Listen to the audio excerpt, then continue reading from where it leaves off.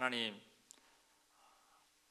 말씀이 선포될 때 사람의 말이 아니라 하나님의 음성과 하나님의 말씀으로 우리의 마음에 잘 씨로 뿌려질 수 있도록 도와주시고, 결실하기까지 우리의 마음에서 잘 자랄 수 있도록 성부 하나님께서 도우시고 인도해 주시기를 원합니다. 부족한 아버지 하나님, 종의 입술은 감추어 주시고 하나님의 진리만 잘 드러날 수 있도록 하나님 도와주옵소서. 예수님 이름으로 기도합니다. 아멘.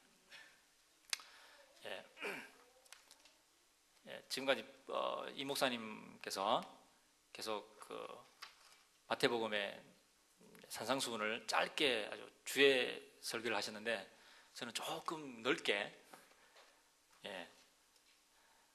좀 설교를 하려고 합니다. 저는 이 목사님이 아니죠. 저는 담임 목사가 아닙니다. 그래서 담임 목사님에게 기대했던 것만큼 기대하지 마시기 바랍니다. 저는 그냥 목사입니다. 그러니까.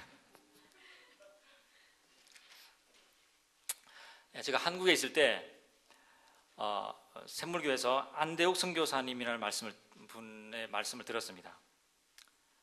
그분은 미국에서 1.5세로 미국에서 신학 교육을 받고 중국에 가서 중국에 있는 신학 교육의 기초를 놓기 위해서 최선을 다하시다가 교통사고로 돌아가신 분입니다. 근데 그분이 한번 나오셔서 설교를 하는 중에 이런 말씀을 하신 것이 기억이 납니다. 나는 미국이나 한국에 올 때마다 오히려 중국에 있을 때보다 더 힘듭니다 라고 했습니다. 저는 이 말을 처음 들을 때 실감이 잘 안 났습니다. 그냥 하는 소리겠지 라고 생각했습니다. 아무리 그래도 중국 땅에서 중국 공안의 블랙리스트에 올라가 있으면서 항상 감시를 받으면서 언제 공안이 쳐들어와서 벌써 이분은 몇 번 당했습니다. 막 수색을 당할지 모르는 상황 가운데 살면서 거기 지내는 것보다 여기에 이렇게 자유가 보장된 한국이나 미국에서 지내는 게 더 어렵다는 것이 실감이 잘 나지 않았습니다. 그러나 조금만 생각하고 조금 영적으로 눈을 더 뜨면 그분이 무슨 말씀을 하셨는지 알 것 같습니다. 정말 과연 육체적으로 박해의 위험이 항상 놓여 있는 그 상황보다 여기에 미국 땅에 아니면 한국 땅에 사는 것이 결코 영적으로 더 살기가 쉽지가 않다는 것입니다. 그것은 한국이나 미국 땅의 영적인 분위기가 하나님의 말씀의 중심에서 하나님의 순수한 말씀대로 살도록 우리를 내버려 두지 않기 때문에 그렇습니다. 얼마나 우리가 그 가치에 찌들어져 있는가 하는 것을 보여주는 생생한 예가 바로 저입니다. 저는 모태신앙 소위, 그리고 부모님이 목회하시는 가정에 태어났습니다. 근데 저의 의지와 상관없이 무슨 부모님이 서원기도하는 걸 하셨답니다. 그래서 제가 태어나기도 전에는 목사 후보자였습니다. 태어나 보니까 목사님 가정이었고 그렇게 했답니다. 그래서 제가 세계 최초의 기네스북에 오를 만한 일인데 3살부터 목사질을 시작했습니다. 그래서 교인들이 예배드리고 나오면 저희 앞에 서서 이렇게, 특히 시골에서는 다 인사하죠. 한국에 가면 목사님들이 악수합니다. 성도들하고. 제가 그 옆에 서서 악수했습니다. 같이. 근데 가끔씩 가다가 직구는 청년들이 저한테도 목사님 나오셨습니까? 인사를 했습니다. 그럼 저는 예, 안녕하세요 성도님 그대로 따라했습니다. 그래서 저는 3살 때부터 목사 짓을 했습니다. 목사의 스피릿을 가지고 살았습니다.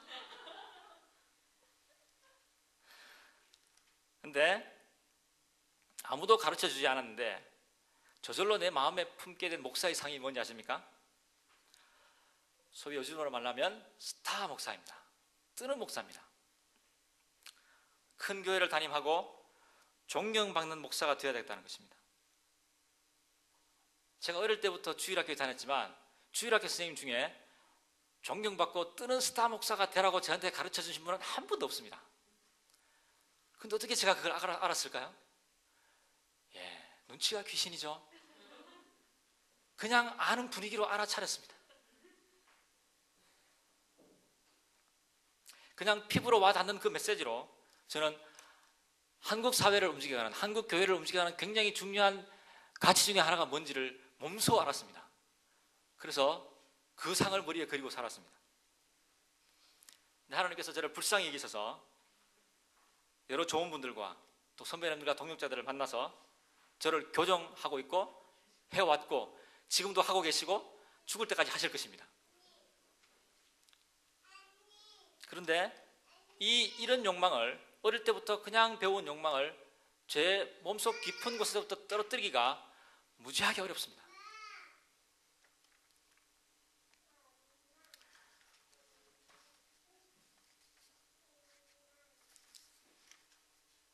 우리가 성경에 나타난 그런 가치가 무엇인지, 진짜 복음의 가치가 무엇인지를 오랫동안 교회에 다니면서도 너무나 무관심하게 넘어갈 때가 많습니다. 그리고 그냥 피부로 배운 그 가치를 가지고 그냥 그렇게 살아갑니다. 뭐 이렇게 살아가는 사람이 좋은 자뿐이겠습니까? 아닌 걸로 믿습니다. 근데 제가 그런 삶이 아니라는 걸 알면서 정말 진지하게 내 믿음에 대해서 고민을 하기 시작했을 때 제가 또 한 가지 고민에 빠진 것이 있습니다. 주로 대학생 때 여러분 뭐 선교대회 같은 데는 한번 나가보시죠. 뭐 대학생들 선교대회, 그래서 막 수만 명이 모여서 그런 하는 선교대회 갑니다. 그때 제가 처음 대학생이 돼서 시골에서 촌사람이 올라와서 선교대회에 참여했습니다. 선교 한국이라는데. 근데 그때 제가 이상 목사님이라는 분이 계십니다. 그분이 아마 거의 굉장히 북한 선교의 최초기에 일을 하신 분인데, 그분의 그 간증을 들으면서 굉장히 충격을 받았습니다. 그때까지만 해도 제 마음속에는 북한이 지구상의 제일 끝에 있는 나라였습니다. 근데 그 북한에서 아직도 지하교회 성도들이 숨어서 목숨의 위험을 내걸면서 예배를 드리고 기도를 하고 있다는 사실을 소리를 듣고 너무나 큰 충격을 받고, 거기서 당하는 모진 박해의 소문을 듣고 제가 굉장히 충격을 받았습니다. 그리고 그때 아마 지금까지 살아오면서 흘렸던 가장 많은 눈물을 흘린 것 같습니다. 그래서 등록금도 없는데 있는 돈 없는 다 틀어서 헌금을 다 했습니다. 근데 이제 은혜를 많이 받고 돌아 나왔습니다. 돌아 나와서 내 삶을 보면 너무나 한심한 겁니다. 아니 지금도 저렇게 사시는 분이 있는데 왜 내 삶에는 이런 능력이 안 나타나나? 왜 내 삶에는 이렇게 놀라운 능력이 안 나타나나? 너무 초라해 보이고 답답해졌습니다.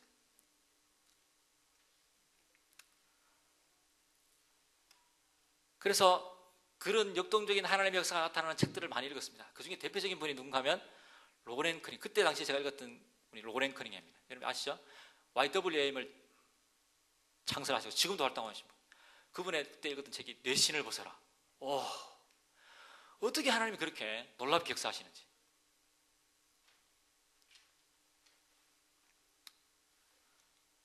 그런데 그 문제를 가지고 내 마음을 한참 동안 내 마음을 괴롭혔습니다.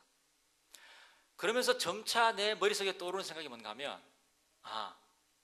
그분들이 싸워야 될 싸움과 내가 싸워야 될 싸움이 다르구나. 왜냐하면 그분들이 처해진 환경이, 그분들이 싸워야 될 대상이, 그분들이 싸워야 될 목표가 내가 싸워야 될 대상과 내가 나아가야 될 삶의 모습과 내가 싸워야 될 삶의 목적과 다르다는 걸 알았습니다. 깨닫기 시작했습니다.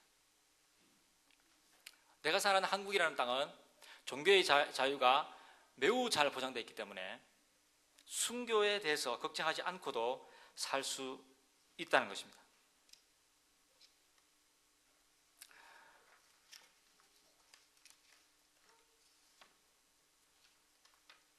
네.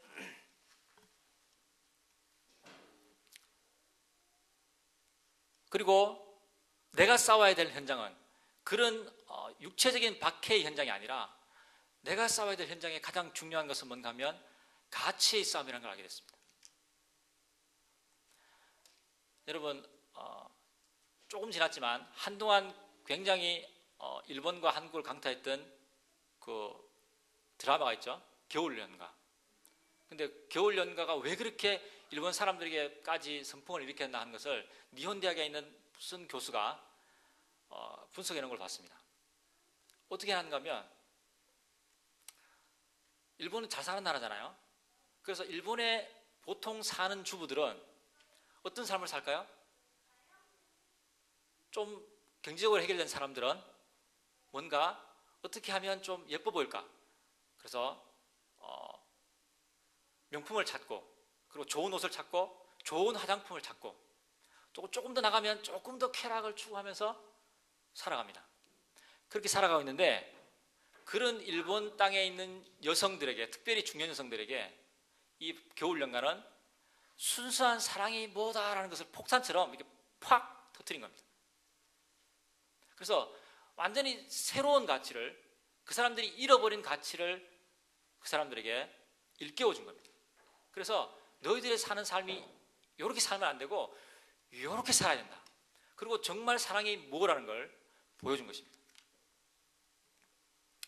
한국에서도 드라마 역사상 가장 시청률이 높은 드라마가 뭔지 아십니까? 드라마 중에 허준입니다. 최고 높을 때 68%. 깨기가 힘들 텐데요.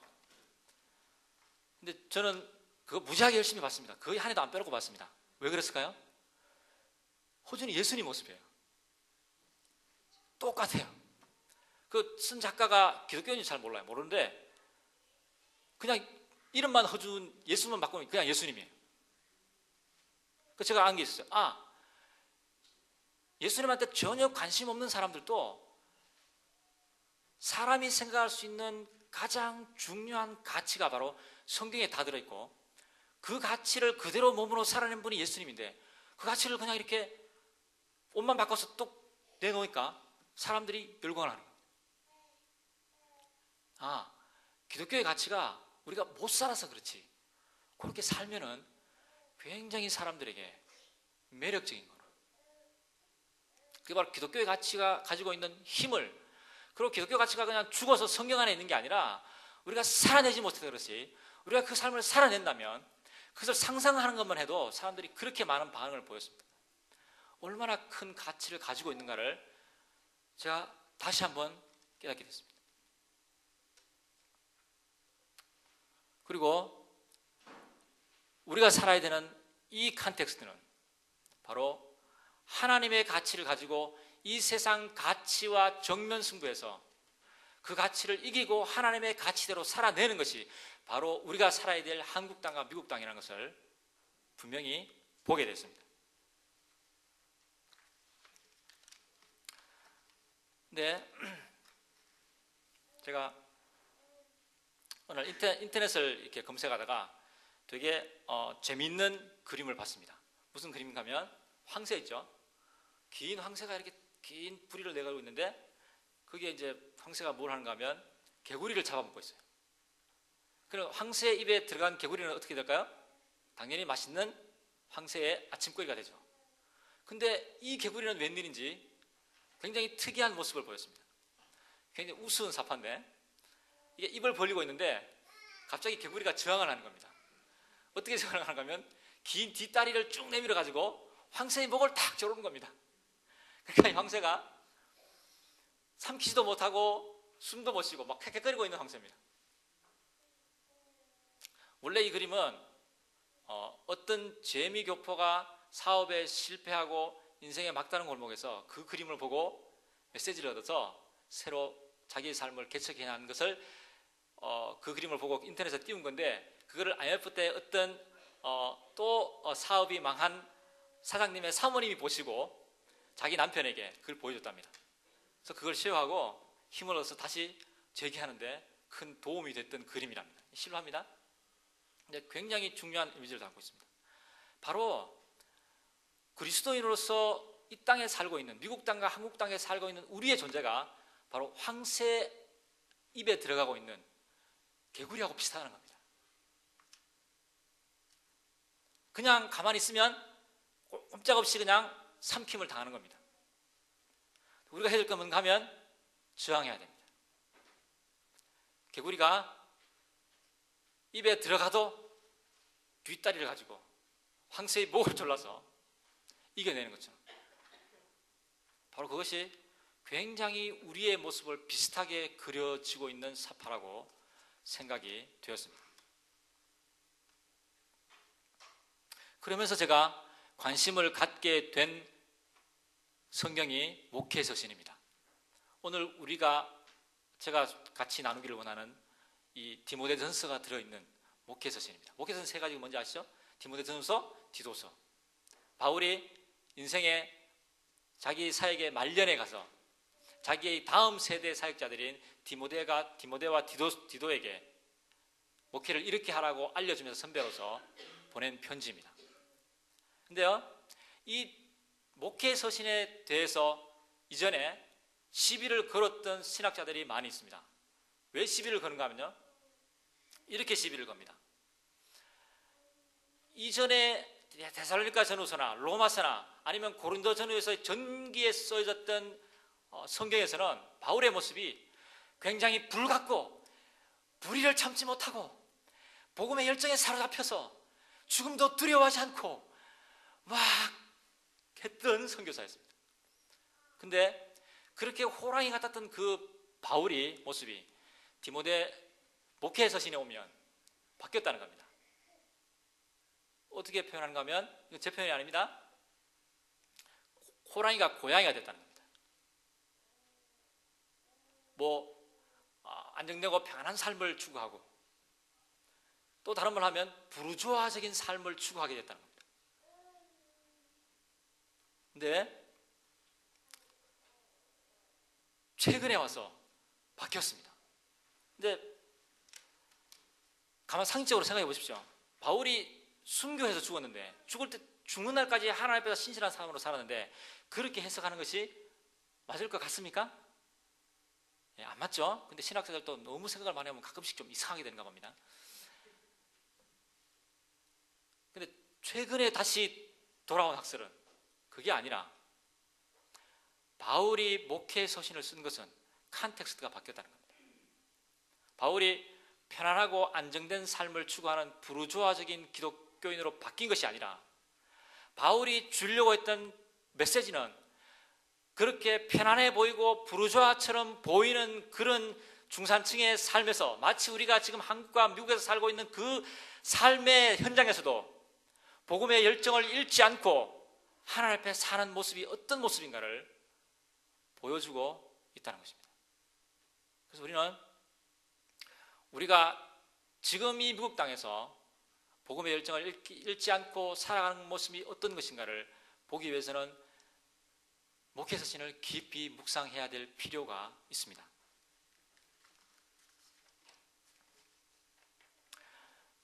여러분, 굉장히 공통점이 많습니다. 디모데전서를 썼던 디도를 바울이 떠나면서 남겨놓았던 배경이 되는, 디모데 전후서의 배경이 되는 교회가 어디입니까? 에베소입니다. 에베소 교회. 에베소 교회 역사를 아십니까?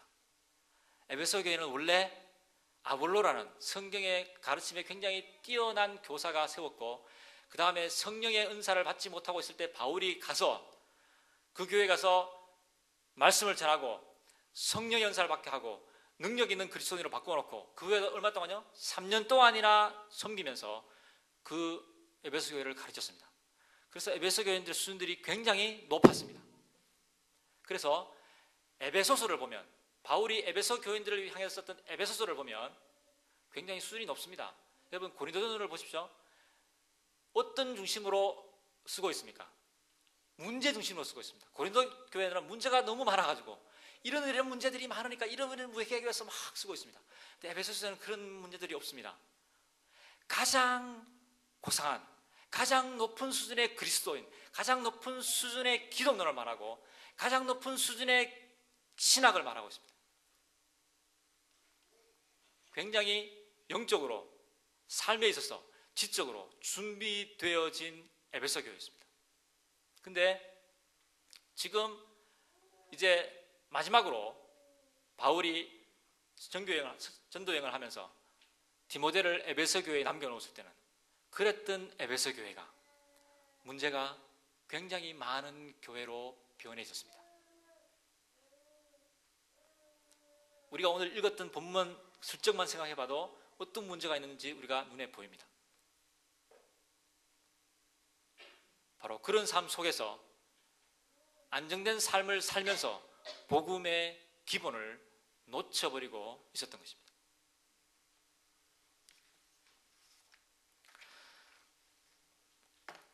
오늘 읽었던 본문을 제가 간단하게 요약해서 내용을 말씀드릴게요. 목회 서신에서 문제가 되는 것, 지금 오늘 읽었던 본문에서 문제가 되는 것은 뭔가 하면 바로 우리가 당하고 있는 본문 문제 그대로입니다. 우리는 복음의 능력에 돋입어서 하나님나라의 시민으로 살아야 되지만 다른 한편으로는 우리는 이 땅에서 발을 붙이고 살아야 됩니다. 결코 기독교는 다른 종교처럼 이 땅의 현장을 떠나서 살 수 없는 종교입니다. 그런데 이 땅에 살려면 뭐가 필요하죠? 최소한의 먹어야 될 생계라도 필요합니다. 이 땅에 살면서 우리가 필요한 것 아무리 작게 꼽아도 뭐 있습니다. 또 미국 땅처럼 이렇게 살려고 그러면 그냥 뭐 아무거나 거지 옷 입고 살 수 없잖아요. 최소한의 인간답게 보이려면 인간답게 보여야 될 품위 유지비가 듭니다. 이 두 가지의 딜레마 속에 우리가 살고 있다는 것입니다. 에베소 교회가 똑같이 겪었던 문제입니다. 바로 문제의 출발점에 여기서 출발되었습니다.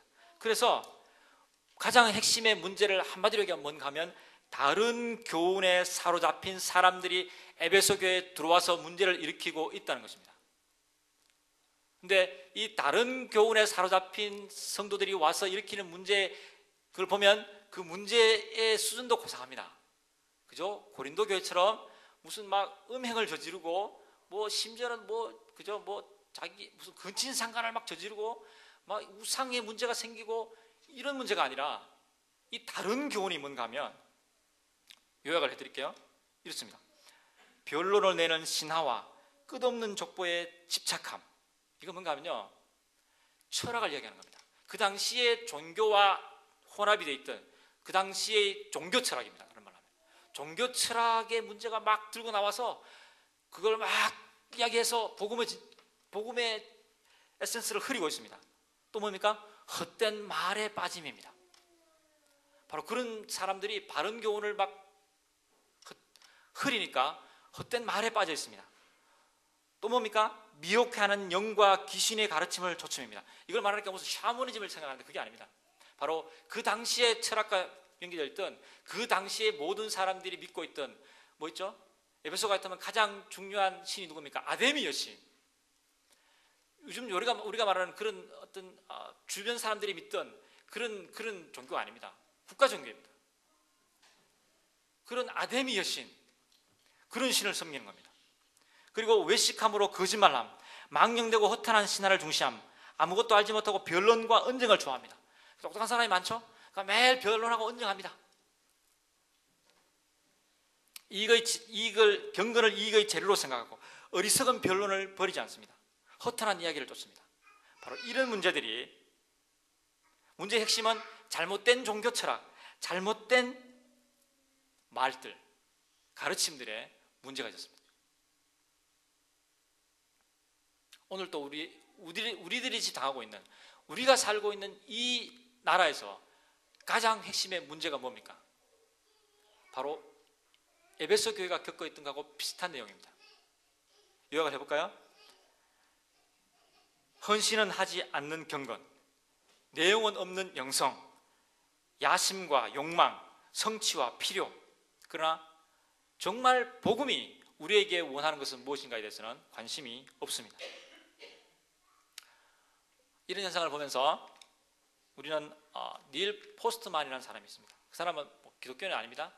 현대의 문제가 중에 제일 큰 문제 중에 하나가 뭔가 하면 낮은 정보 행동 비율이라는 게 있습니다. 뭔가 하면 다 아시죠?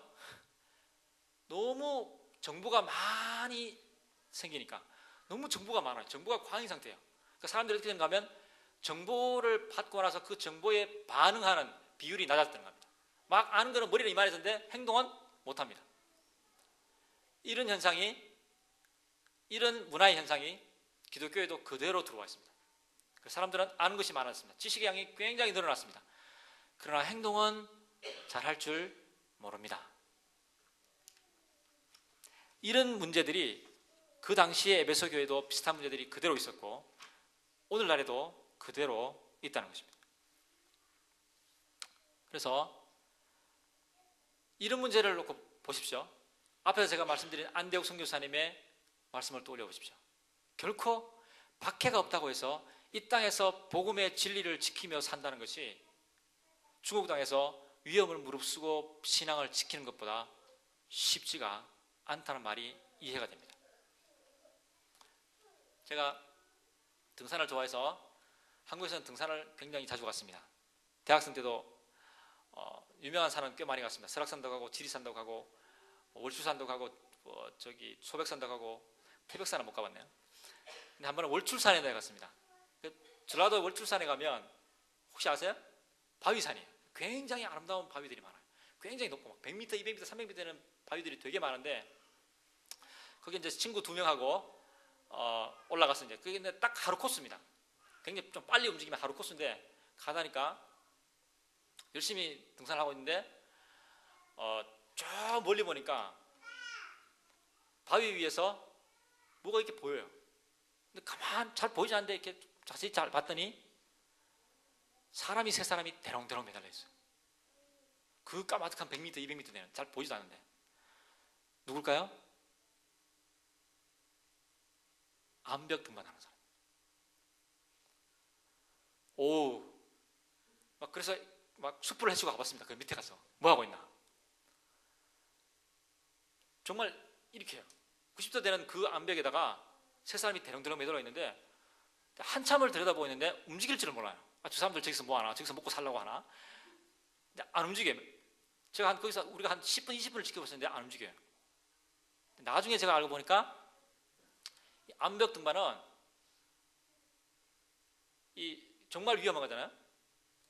이 하켄이라는 게 있어요. 하켄을 갖다가 이 바위의 틈에 박아놓고 그 다음에 이 줄을 매서 거기에 하나의 몸을 의지해서 그거 하나의 생명선을 의지해서 올라가는 겁니다. 발 한 번 딱 잘못 디디면 바로 큰일 날 수 있습니다. 그래서 굉장히 치밀하게 한 발자국 한 발자국 움직일 때마다 굉장히 조심해서 올라가야 됩니다. 한 발자국 잘못 디디면 그냥 그대로 가실 수가 있기 때문에 그렇습니다. 그래서 절대로 빨리 움직이면 안 됩니다. 그래서 높은 곳에 올라갈 때는 그냥 거기서 먹고 자면서 2박 3일을 올라가는 경우도 있답니다. 그걸 보면서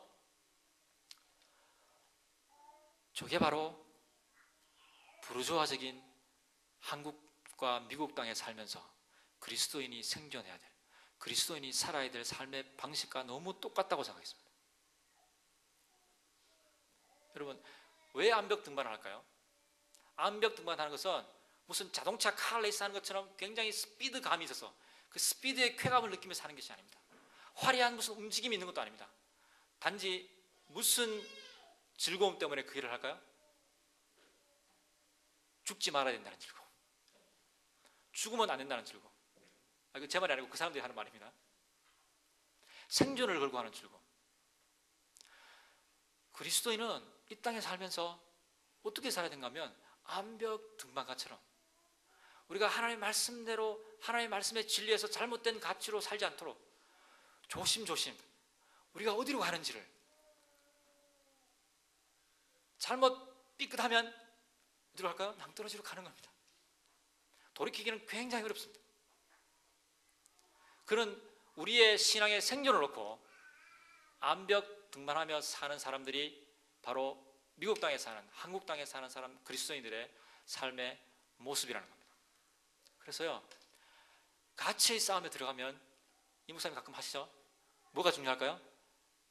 생각이 굉장히 중요합니다. 어제도 제가 나눴지만 남부 모임에서 하나님을 찾지 않으면 우리는 바로 낭떠러지 행으로 갑니다. 하나님을 부지런히 찾지 않으면, 그래서 하나님의 진리가 뭔지를 우리의 삶을 통해서 깨닫지 않으면 우리는 바로 낭떠러지로 갑니다.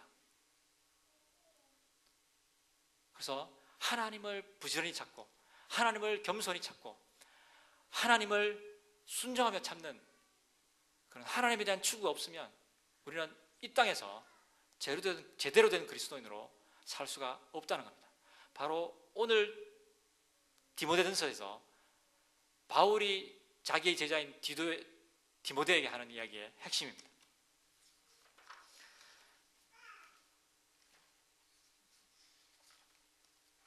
자, 그러면 우리가 구체적으로 어떤 자세로 살아야 되는가?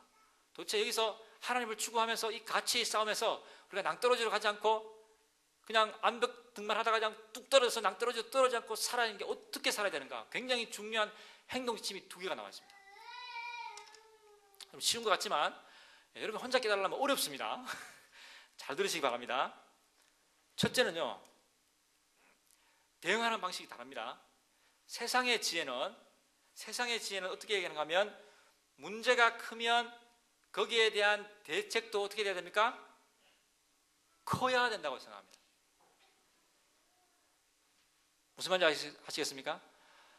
우리가 세상에서 살면서 세상에서 문제가 크면 거기에 대한 대책도 그만큼 커야 됩니다. 이렇게 대응하는 것은 성경의 대응 방식이 아닙니다. 이런 겁니다. 만약에 우리가 싸워야 될 대상이 뭡니까? 이 세상에 있는 모든 가치입니다. 이 세상 전체와 상대를 해서 싸워야 됩니다. 그럼 어떻게 됩니까? 우리는 이 세상 전체를 대상으로 싸울 수 있는 모든 소스와 사상적인 소스와 모든 자원들을 막 조합해서 그래서 굉장히 그만한 규모를 갖추고 그렇게 해서 싸움을 싸워야 이길 동 말동 그래도 반반이다. 이게 세상의 방식입니다. 대표적인 게 뭐였을까요? 공산주의. 공산주의 사상이 굉장히 휴머리즘적인 굉장히 좋은 사상입니다. 문제는 어디 있는가 하면 방법에 있습니다. 이렇게 세상에 악이 횡행하기 때문에 자본주의 악이 횡행하기 때문에 어떻게 됩니까? 우리는 사람들을 굉장히 의식화시켜서 이데올로기로 중구상시켜서 그래서 거기에 맞게 대응을 해야 됩니다. 이게 세상의 방식입니다. 자본주의에서 힘으로 나오니까 우리가 거기에 대항하는 힘을 가지고 대항해야 된다는 겁니다.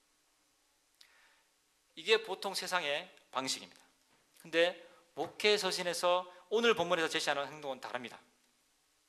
그 방법은 실망스러울 수도 있습니다. 그러나 한마디로 2가지 이야기합니다. 뭐 얘기합니까?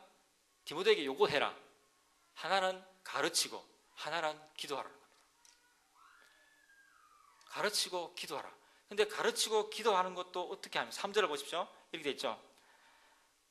가르치고 기도 3절 한번 보십시오. 가르치고 누구든지 다른 교훈을 하며 바른 말 곧 우리 주 예수 그리스도의 말씀과 경건에 관한 교훈에 창념치 아니하면 그렇습니다. 이 창념하다는 말은 헬라인데 헬라어는 안 쓸게요. 잘난 체 한다고 생각하기 때문에 뜻이 뭔가 하면 동의하다는 겁니다. 동의하다. 조금 더 어근에 가깝게 이야기하면 이런 뜻입니다. 어떤 일정한 방향을 향해서 뚜벅뚜벅 걸어가다. 뭐라고요? 어떤 일정한 방향을 향해서 뚜벅뚜벅 걸어가다. 빨리 걸어가는 게 아니고 어떻게 해요? 뚜벅뚜벅 걸어가다. 여러분 보십시오. 근데 이게 무서운 겁니다. 저를 보십시오. 걸어오는 사람이 있습니다.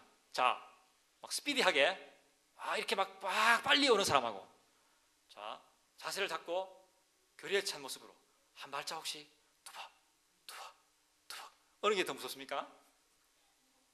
뚜벅뚜벅이 더 무섭죠. 바로 이거 이해하는 겁니다. 우리가 그리스도인으로서 이 땅에 살아가야 될 모습을 이렇게 그리고 있습니다. 우리에게 정해진 방향을 향해서 우리에게 주신 하나님의 복음의 방향을 향해서 한 발자국, 2발자국 뚜벅뚜벅 이렇게 걸어가는 모습이 창념하다는 말의 원래의 모습입니다. 그래서 3절에서 5절, 9절을 보십시오. 만약 바른 가르침에 창념치 아니하면 만약 바른 가르침을 향해서 한 발자국 뚜벅뚜벅 걸어가지 아니하고 다른 방식을 쓰면 세상의 방식을 쓰면 4, 5절에 나오는 이 온갖 이상한 것들이 에베소 교회에서 일어나고 있는 이런 일들이 일어나게 된다는 겁니다.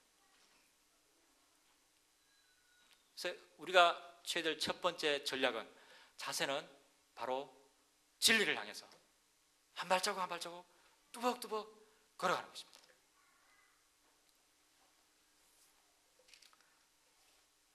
두 번째로는요,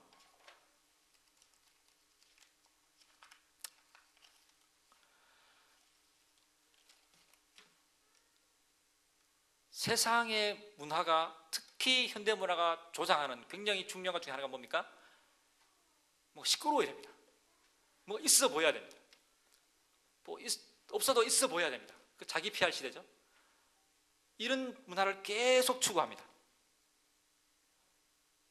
그렇지만 목회 서신에, 또 오늘 본문에 나타난 목회 서신에서 구하는 또 하나의 중요한 핵심은 뭔가 하면, 건강하고 건전하고 바른 교훈의 중심을, 포커스를 맞추라는 겁니다. 두 번째 뭐라고요? 바른 그러니까 자꾸 바른 생활을 생각해요. 도덕적인 삶을 생각하는데 그런 삶이 아닙니다. 건강하고 건전한 가르침. 그래서 여기서 바른 교훈이라는 말을 많이 쓰잖아요. 바른 교훈이라고 말할 때 이 바른 교훈도 헬라어가 있습니다. 근데 이 헬라에서 나온 게 뭔가 하면, 영어는 괜찮죠? 하이진이라는 겁니다. 뭐죠? 위생. 요 말에서 하이진이라는 말이 나왔습니다. 그 뭔가 하면 건강입니다.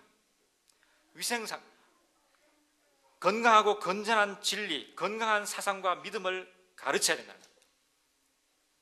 이게 우리의 영적인 건강의 핵심이라는 겁니다. 그래서 이 두 가지를 목회서에서 계속 이야기합니다. 그래서 바른 가르침을 가르쳐야 된다고 오늘 본문에만 해도 여러 번 강조합니다. 자, 시간이 없지만 조금만 찾아볼게요. 자, 찾아볼게요. 이 바른 교훈이 뭔가, 성경에서 말하고 있는 바른 교훈이 뭔가, 뭐 다 기억 못 하시겠지만 인사이트라도 남기기 위해서 찾아볼게요. 첫 번째는 디모데전서 1장 9절에 나옵니다. 찾아보겠습니다. 다 거기서 거기니까. 디모데전서 1장 9절이에요. 어떤 자들이 주의 얼굴과 그의 힘의 영광을 떠나 영원한 멸망의 형벌을 이게 아니군요. 잘못 찾았네. 죄송합니다. 자, 디모데전서 1장 9절요. 알 것은 이것이니 법은 옳은 사람을 위하여 세우는 것이 아니요 오직 불법한 자와 복종치 아니하는 자며 경건치 아니한 자와 죄인이며 거룩하지 아니한 자와 망령된 자며 아비를 치는 자와 어미를 치는 자며 살인하는 자며. 핵심 뭡니까? 여기서 바른 교훈은 모든 권위를 부정하고 하나님, 생명, 성, 진리, 그 외의 모든 것을 함부로 대하는 사람들과 반대되는 삶을 사는 것입니다. 맞습니까? 잘 보십시오. 두 번째요, 디모데전서 디모데후서 1장 13절요. 디모데후서 1장 13절요. 너는 그리스도 예수 안에 있는 믿음과 사랑으로서 내게 들은 바 바른 말을 본받아 지키고. 이게 중요한 건 뭡니까? 바른 교훈은 하나님에 대한 정보가 아니라 사랑과 믿음, 또 믿음과 사랑 안에서 걸어가야 될 우리의 길, 삶, 이런 의미를 가지고 있습니다. 그래서 분위기를 익혀야 됩니다. 그 다음에 디모데후서 4장 3절에서 5절요. 잘 안 와닿으시면 집에 가서 다시 한번 복습하십시오. 디모데후서 4장 3절 5절요. 때가 이르리니 사람이 바른 교훈을 받지 아니하며 귀가 가리워서 자기의 사욕을 좇을 스승을 많이 두고 또 그 길을 진리에서 돌이켜 허탄한 이야기를 좇으리라. 그러나 너는 모든 일에 근신하여 고난을 받으며 전도인의 일을 하며 내 직무를 다하라. 이게 뭡니까? 사람들은 자기가 듣고 싶은 만큼만 듣기 때문에 바른 교훈은 때로 사람들에게 먹기 힘든 단단한 음식처럼 느껴져서 유쾌하지만은 않다는 것입니다. 그렇죠? 원래 바른 교훈은 그렇다는 겁니다. 마지막으로 찾아볼게요. 디모데후서 2장 2절. 너무 빠릅니까? 안 빠르죠? 예. 저는 여러분의 평균 IQ를 믿습니다. 디도서 2장 2절요.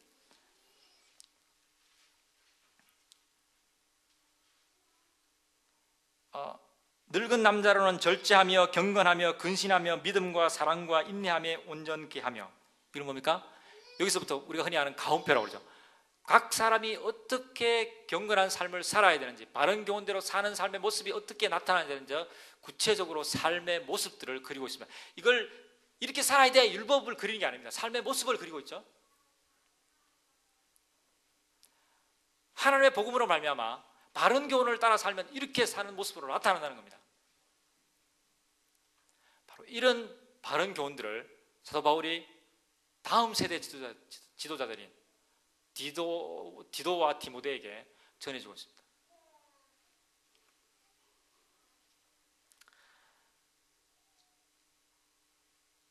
우리는 우리의 싸움은 모진 박해가 아니라 무슨 싸움이라고요?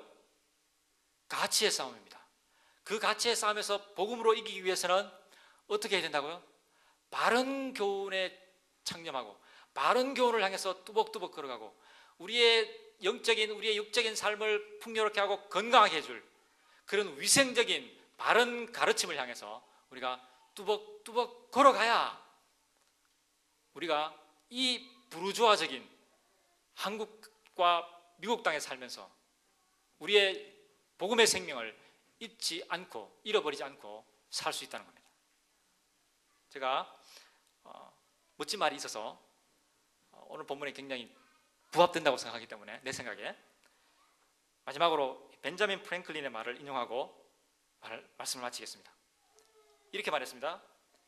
제가 이걸 거꾸로 패러디할게요. 나중에 못 한 개가 부족하여 편자 하나를 못 쓰게 되었고 편자 하나가 부족하여 말 한 마리를 못 쓰게 되었고 말 한 마리가 부족하여 기병 한 명을 못 쓰게 되었고 기병 한 명이 부족하여 전투에서 패배했다.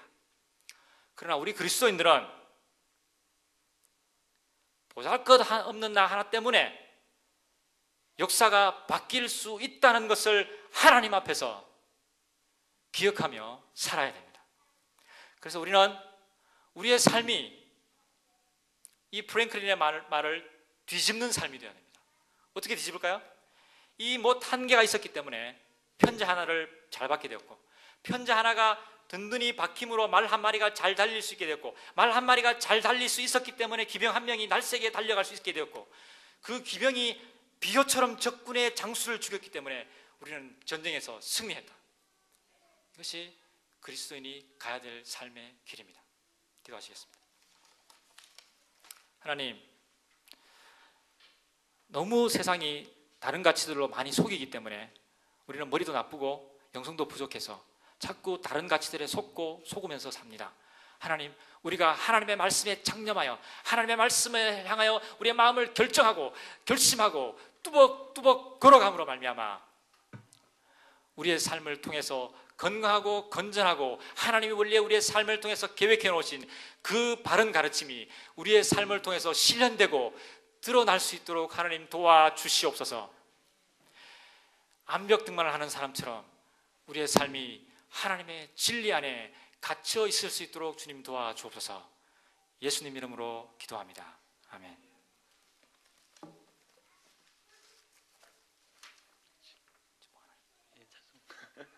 지금 하나 바로? 지금 찬송가. 예, 찬송. 자, 우리 찬송가 아까 불렀던 예수로 나의 구주 삼고 1절 3절만 부를게요.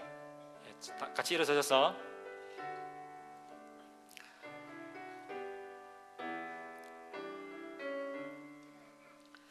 예수로 나의 구주 삼고 성령과 피로써 거듭나니 이 세상에서 내 영혼이 하늘의 영광 누리도다.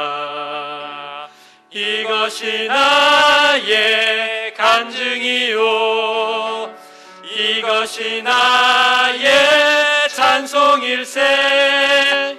나 사는 동안 끊임없이 구주를 찬송하리로다. 3절. 주 안의 기쁨 누림으로 마음의 풍랑 잔잔하니 세상과 나는 간 곳 없고 구속한 주만 보이도다. 이것이 나의 간증이요 이것이 나의 찬송일세. 나 사는 동안 끊임없이 구주를 찬송하리로다. 같이 기도드림으로 예배를 마치겠습니다. 이제는 십자가에서 돌아가시고 부활하심으로 말미암아 우리의 삶을 향한, 우리의 죄악을 향한 예수 그리스도의 복음의 능력을 선포하신 예수 그리스도의 은혜와 우리를 사랑하셔서 독생자를 보내시기까지 당신의 사랑을 행동을 통해서 우리에게 보여주신 하나님 아버지의 무한하신 사랑하심과 또한 지금도 우리와 함께 계셔서 우리에게 진리의 영으로 우리에게 진리를 가르쳐 주시고 우리를 일깨워 주시고 우리 안에 내주하시고 우리와 함께 하신 성령 하나님의 역사가 이 자리에 함께 모여서 예배드리는 부족한 저희들 모두 위에 지금부터 영원까지 함께 하시기를 간절히 축원하옵나이다.